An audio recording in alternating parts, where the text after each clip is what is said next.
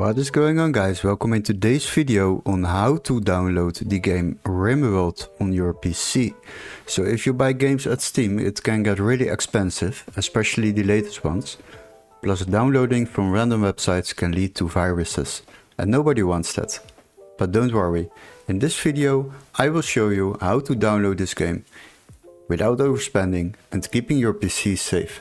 So what you have to do is open your Google browser for the first step, and before we start I would like to ask you to subscribe to our channel and like the video. Once you have done that, we need to locate this game first on Steam before we can proceed to another website. So go to the Steam website and we will search the game RimWorld. After that, select it and scroll a little bit down. And as you can see, this game starts at €31.99 on Steam. But don't worry, we got a little workaround for that.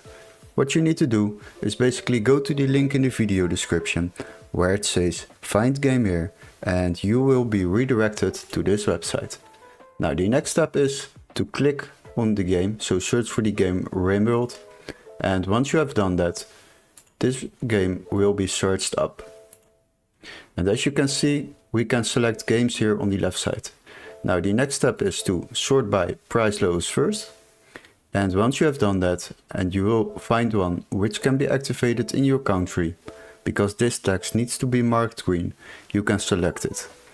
Now select the game, and as you can see, this game is already available for just €12.97 instead of €31.99. So that will save you a lot of money while downloading games online.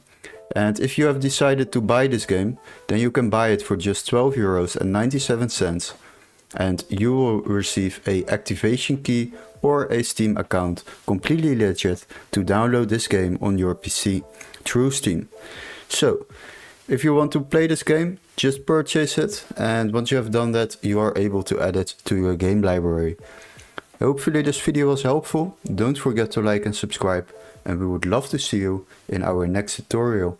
Cheers, guys!